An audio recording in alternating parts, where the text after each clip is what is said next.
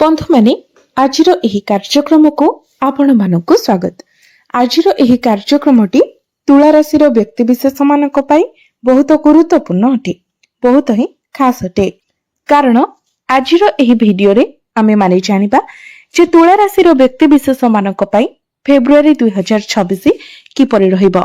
एही फेब्रुआरी मासरे आपणक जीवन रे केउ सब परिवर्तन आसीबो।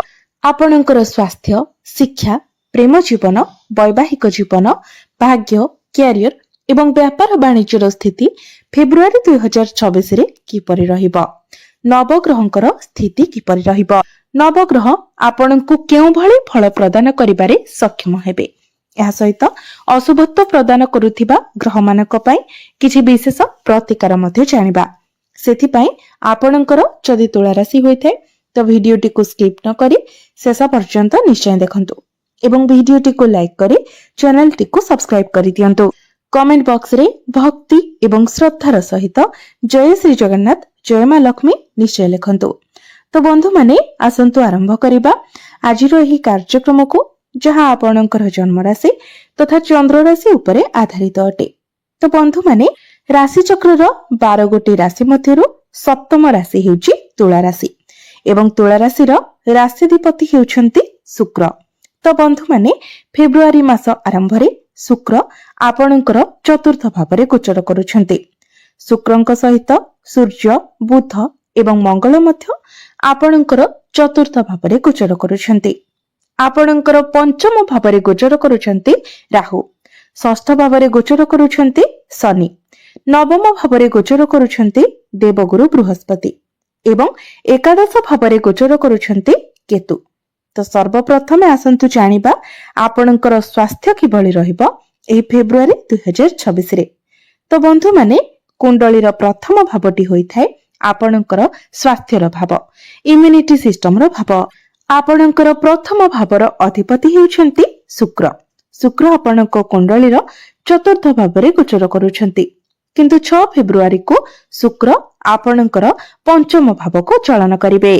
तो शुक्रंकर स्थिति एठारे बहुत भल रहुची, किंतु आपणकर पंचम भावर अधिपति शनि आपणकर षष्ठ भाव रे गोचर करूछंती एवं द्वादश भाव को दृष्टि देउछंती।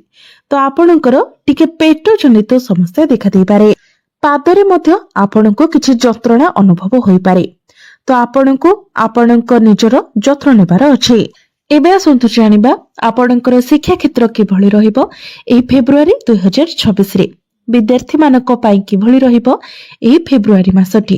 तो बंधु माने कुंडलीर पंचम भावटी होइथाय आपणकर शिक्षार भाव। आपणकर पंचम भावर अधिपति हेउछंती शनि। शनि आपणक कुंडलीर षष्ठ भाव रे गोचर करूछंती एवं आपणकर पंचम भाव रे गोचर करूछंती राहु। तो बंधु माने आपण माने जानिछंती एबे एआई रो ट्रेंड चलीछि। तो से एआई ही हेउछंती राहु। तो आपण जदि एआई रिलेटेड किछि पाठ पढुछंती तो सेतिरे आपणको बहुत अधिक सफलता मिलिबाको जाउछे, किबा एआई रिलेटेड जदि आपण किछि सिखिबाको चाहुछंती तो ताहा आपणको पाई बहुत भलो रहिबो। एडिटिंग, रिसर्च ए सबुरे आपणको शुभ फल प्राप्ति हेबो। किंतु मने रखंतु राहु मध्ये हेउछंती भ्रमित ग्रह। तेणु राहु आपणको माइंड को डाइवर्ट मध्ये करिवे। तेणु आपण जेउ भी क्षेत्र रे आगो को बढ़िबा पई चाहुछंती से ताकु नेकी आपणक मन रे टिके कन्फ्यूजन मध्ये आसीबो। शनि जेहेतु आपणकर द्वादश भाव को देखुछंती तो आपण निजर पाठ पढ़ा को नेकी दूर यात्रा करबा पई मध्ये चिंता करि पारंती। आपण आपणकर शिक्षा क्षेत्र को नै किछि बड़ करबा पई चेष्टा करि पारंती। तो आपण ताहा कले मध्ये आपणको सफलता मिलिबो। तेणु आपण जहा योजना करिसंती ताहाको निश्चित भाबरे आपण कार्यकारी करंतु। एबे आसंतु जानिबा आपणकर प्रेम जीवन किभଳି रहिबो एही फेब्रुआरी 2026 रे। तो बंधु माने कुंडलीर पंचम भावटी आपणकर शिक्षार भाव हेबा सहित पंचम भावटी मध्ये होइथाय आपणकर प्रेम जीवनर भाव, आपणकर संतानर भाव। तो आपणकर पंचम भावर अधिपति हेउछंती शनि। शनि आपणको कुंडलीर षष्ठ भाव रे गोचर करूछंती, किंतु राहु जेहेतु आपणकर पंचम भाव रे गोचर करूछंती तो बिना किछि कारण रे से आपणको मध्यरे मिसअंडरस्टैंडिंग क्रिएट कराइबे। शनि मध्य जेहेतु षष्ठ भाव अछंती तो आपणकर पार्टनर खूब शीघ्र कोनोसी कथा को नेकी नाराज मध्य होई जाय पारंती। छोट छोट कथारे से जिद करि पारंती। छोट छोट कथा को नेकी आपणक मध्यरु कमी बाहर करि पारंती कंप्लेन करि पारंती। तो एई सब कथा प्रति आपणको टिके ध्यान रखिबार अछि। एबे आसंतु जानिबा आपणकर वैवाहिक जीवन किभଳି रहइबो एही फेब्रुआरी 2026 रे। तो बंधु माने कुंडलीर सप्तम भावटी होइथाय आपणकर वैवाहिक जीवनर भाव, आपणक जीवन साथीर भाव। तो आपणक सप्तम भावर अधिपति हेउछन्ति मंगल। मंगल आपणकर चतुर्थ भावरे उच्चस्थ अछन्ति। मंगलଙ୍କ सहित शुक्र, बुध एवं सूर्य मध्य गोचर करुछन्ति।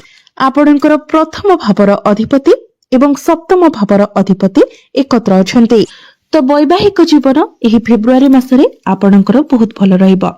आपण दुई जण मिसी जदि किछि डिसिजन नियंती, किछि प्लान करंती तो आपणक पई ताहा बहुत भल रहिबो। पूर्वरु जदि आपणक मध्यरे कोनोसी प्रकारर मिस अंडरस्टैंडिंग थिला, मिस कम्युनिकेशन थिला, कोनोसी प्रकारर भूल बुझामणा थिला तो से सब दूर होई जिवो। आपणक मध्यरे भल पाइबा बढ़िबो, अंडरस्टैंडिंग बहुत भल रहिबो। एबे आसंतु जानिबा सबुठारु गुरुत्वपूर्ण विषय वस्तु आपणकर भाग्य, क्यारियर एवं व्यापार वाणिज्यर स्थिति किभଳି रहिबो ए फेब्रुआरी 2026 रे। तो बंधु माने कुंडलीर नवम भावटी होइथाय आपणकर भाग्यर भाव एवं दशम भावटी होइथाय क्यारियर भाव। आपणकर नवम भाव अर्थात भाग्य भावर अधिपति हेउछन्ति बुध। बुध आपणक कुंडलीर चतुर्थ भावरे गोचर करुछन्ति। 4 फेब्रुआरी को बुध आपणकर पंचम भाव को आसीजिबे। आपणकर भाग्य भावर अधिपति निज ठारू नवम भावरे गोचर करिवे, जहा आपणकर कुंडली रे भवात भवम राजयोगर निर्माण कराइबा।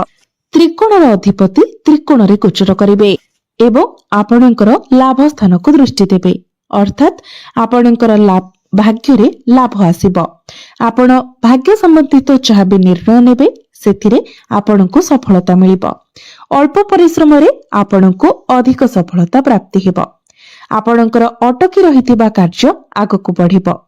जदि आपण किछि बड़ इन्वेस्टमेंट करिथिले तो आपणको बड़ धन लाभ हेबार संभावना रहउछि। तो आपण जदि 4 फेब्रुआरी परे किछि बड़ इन्वेस्टमेंट करूछन्ते, जेमिति कि स्टॉक मार्केट, शेयर मार्केट एवं ट्रेडिंग रे किछि इन्वेस्टमेंट करूछन्ते तो आपणको पई बहुत भल रहिबो। आपण जदि किछि बड़ जिनिस किणाकिणी करबाकू चाहुथिले, किछि बड़ डिसिजन नेबाकू चाहुथिले, कोनोसी बड़ कार्यर आरंभ करबाकू चाहुथिले ताहा मध्य आपणको पई बहुत भल रहिबो।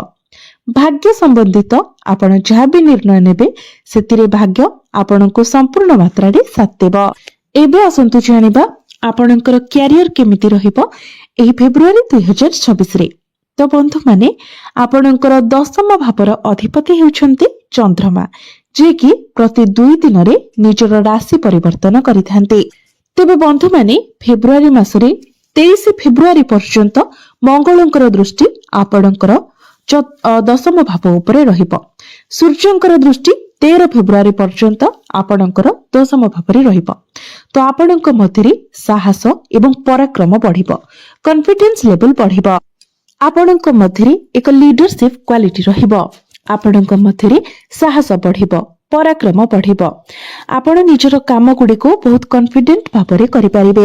तो क्यारियर आपणकर फेब्रुआरी मासरे बहुत भल रहिबो एवं जो मानक निकटरे चाकरी नाही तो 13 फेब्रुआरी मध्यरे आपणकु चाकरी मिलिबार बहुत अधिक संभावना रहुछि। तेणु आपण निज तरफरु चेष्टा जारी रखंतु। बिजनेस कथा जदि कहिबा तो बिजनेस मध्य एही फेब्रुआरी मासरे आपणकर बहुत भल रहिबो। बिजनेस रे आपणकु किछि बड़ प्रॉफिट मध्य मिलि पारे, कोनोसी बड़ धन लाभ मध्य होई पारे। आपणकर फाइनेंशियल ग्रोथ हेबो, आपणकर डेली इनकम बढ़िबो।